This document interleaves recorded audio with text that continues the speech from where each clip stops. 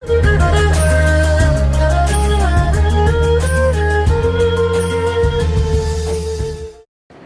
pemirsa TVRI, kita sekarang berada di Kungmiao, Genta Kebajikan, Makin, Depok. Tentu kita pada hari ini telah bersama dua narasumber yang tadi kita sudah perkenalkan, dan hari ini kita akan membahas tema tentang mengapa harus menempuh jalan suci. Sekarang ini kan manusia banyak yang ingkar dari jalan suci. Nah, sebenarnya penyebab manusia itu bisa ingkar dari jalan suci apa? Nah, Joseng Suwito bisa untuk memberikan pandangan, ya, silakan. Baiklah, Taujin Aldi. Kita tahu zaman sekarang ini zaman yang dikatakan sangat sulit ya, dalam kondisi ekonomi tentunya. Ini sangat mudah sekali orang imannya itu tergoyahkan. Nah, ketika imannya tergoyahkan inilah kita telah tidak mengindahkan lagi jalan-jalan suci, jalan yang diajarkan oleh agama, bimbingan Nabi, maupun kemurnian hati, itu sudah tidak terlepas lagi di dalam diri kita.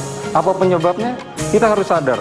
Satu ayat di dalam kitab Levki dikatakan bahwa manusia itu mempunyai perasaan gembira, marah, sedih, cemas, benci, cinta, dan ingin. Itulah perasaan manusia. Ketika perasaan ini tidak dapat dikendalikan oleh sing watak sejati yang ada di dalam diri kita, ataupun kita tidak lagi mengikuti ajaran agama, maka inilah yang dapat mengingkari orang hidup terhindar dari jalan suci. Nah, oleh sebab itulah, Jinadi, yang terpenting di dalam hidup ini adalah kita harus mengkoreksi diri, mengontrol diri, dan mengimankan tekad untuk menempuh jalan yang baik itu. Terima kasih, Joseng. Bung Herman bisa menambahkan kenapa manusia itu bisa ingkar dari jalan suci. Silakan. Sesungguhnya manusia ingkar jalan suci itu bukan pada zaman sekarang ini. Dari zaman para nabi itu sudah banyak manusia ingkar dari jalan suci. Kenapa demikian? Kalau setiap orang yang beriman kepada agama, lalu dia berusaha mengikuti bimbingan apa yang dibimbingkan oleh nabinya, khususnya kita sebagai umat agama Konghucu, Nabi Konghucu memberikan penjelasan tentang bagaimana orang ingkar dari jalan suci. Kenapa harus ingkar dari jalan suci? Di dalam kitab Sabda Suci jilid 7 ayat 3 Nabi Konghucu bersabda, kebajikan tidak dibina, pelajaran tidak diperbincangkan, mendengar hal kebenaran tidak melaksanakannya, dan terhadap hal-hal buruk tidak memperbaikinya. Inilah yang menjadikan orang ingkar dari jalan suci. Yang artinya ketika ajaran-ajaran baik yang diterapkan oleh Nabi dibimbingkan kepada umatnya, tetapi umatnya sendiri tidak memahami hal itu, ini menjadikan orang semua ingkar dari jalan suci. Baik, terima kasih, Bunsa. Nah, untuk mengembalikan manusia itu kembali kepada jalan suci, bagaimana caranya, Bunsa? Bisa dijelaskan, silakan. Jadi tinggal sebaliknya, apa yang disabdakan Nabi tadi, ketika orang mau membina kebajikan, pelajaran yang didapat diperbincangkan terhadap hal-hal yang baik dan benar dia melaksanakannya, dan hal-hal yang buruk diperbaikinya. Inilah modal dasar kita menempuh jalan suci. Karena kebajikan itu adalah kumpulan dari hal-hal yang baik yang diajarkan Nabi Konghucu, maka dikatakan di dalam pembukaan nanti, ketika jalan suci seorang kunci itu sangat luas kegunaannya dan sangat rahasia hakikatnya, karena semua kembali ke dalam diri kita masing-masing. Jadi jalan suci itu bisa dijalankan ketika orang mau membina kebajikan, mau memperjelas apa yang dibelajarkan atau dipelajarinya, terhadap hal-hal baik dijalankan dan yang buruk diperbaiki. Inilah modal dasar untuk kita menempuh jalan suci sesungguhnya. Baik, terima kasih, Bunsa. Pertanyaan berikutnya ini terkait apa saja keuntungan seseorang itu menempuh jalan suci. Joseng Suwito bisa untuk menjelaskan, silakan. Sebenarnya gini, Taujin Aldi, ketika seseorang itu sudah mampu hidup di dalam jalan suci, pasti dirilah akan kelihatan di dalam kehidupannya. Tingkah laku, perkataan, dan perbuatannya itu selaras dengan jalan suci.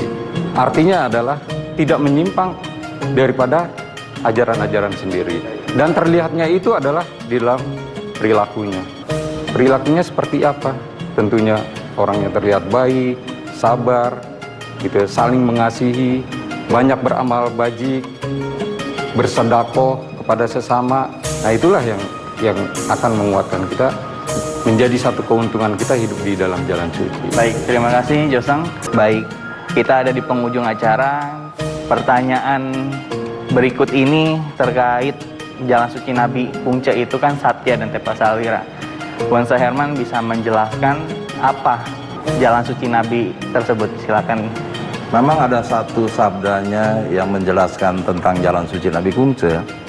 Itu disuratkan di dalam kitab Pesusu bagian Sabda Suci Atalunggi jilid 4 ayat 15. Nabi Kungce bersabda kepada muridnya bernama Cingcam atau Cingcu.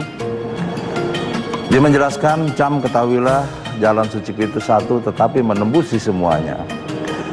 Setelah itu murid yang bernama Cingcam menjawab, "Ya guru." Setelah Nabi Kungcu berlalu, murid-murid lain yang bertanya kepada Cingcam, "Apa maksud kata-kata guru tadi?" Lalu Cingcu atau Cingcam ini memberi jelasan kepada sahabatnya atau teman-temannya, jalan suci guru satu tetapi menembusi semuanya, yaitu tidak lain ialah Satya dan Tepa Salira. Penjelasannya adalah Satya kepada kodrat kemanusiaan kita. Firman Tuhan yang merupakan wujud atau sing daripada watak sejati yang difirmankan Tuhan kepada setiap manusia. Dan di dalam Satya ini, manusia mempunyai kewajiban. Ketika dia Satya kepada Tuhan, dia punya kewajiban bagaimana dia melakukan peribadahan atau persembayangan. Yang Satya kepada agama, wajib mengikuti kebaktian dan peribadahan baik itu di dalam tempat ibadah maupun di luar tempat ibadah. Yang Satyanya, sebagai seorang pemimpin dia harus melakukan tugasnya dengan baik. Satyanya sebagai bawahan pun harus tugasnya akan dilaksanakan dengan baik. Jadi artinya Satya itu mencakup seluruh kehidupan kita sesungguhnya manusia. Dan selanjutnya Tepa Salira adalah tenggang rasa yang artinya cinta kasih atau mencintai manusia. Cinta kasih itu ketika diterapkan di dalam kehidupan ini, bukan saja kepada lingkungan keluarga kita, tetapi juga lingkungan di mana kita kembangkan cinta kasih. Bahkan kalau bisa, apa yang disabdakan Nabi di 4 penjuru lautan, semua akan menjadi saudara melalui cinta kasih ini atau Tepa Salira. Maka sangat luas sih sebetulnya penjelasannya gitu. Tapi namun dalam kali ini saya akan jelaskan bahwa cinta kasih itu adalah garis besarnya adalah mencintai manusia. Jadi artinya dimanapun kita tinggal, kita pasti akan memperoleh saudara. Itu penjelasan tentang Satya dan Tepa Salira. Baik, terima kasih Unsa. Joseng bisa memberikan kesimpulan terkait materi kita pada hari ini. Silakan Joseng. Kesimpulan daripada kita berbincang-bincang tentang jalan suci adalah manusia itu dikodratkan sebagai makhluk yang diciptakan Tuhan Yang Maha Esa, yaitu harus melakukan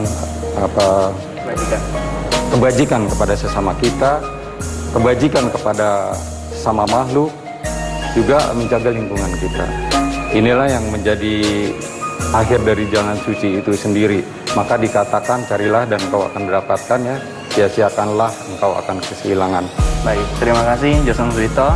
Tapi kita harus akhiri Mimbar Agama Konghucu pada hari ini karena 30 menit kita telah bersama menemani pemirsa TVRI. Saya ucapkan terima kasih Unsa, Joseng, dan saya ucapkan juga terima kasih kepada para pemirsa TVRI telah menyaksikan acara Mimbar Agama Konghucu. Jangan lupa saksikan acara Mimbar Agama Konghucu episode lainnya. Saya Ali Deskian pamit undur diri, dan akhir kata terimalah salam dalam kebajikan. Sancai.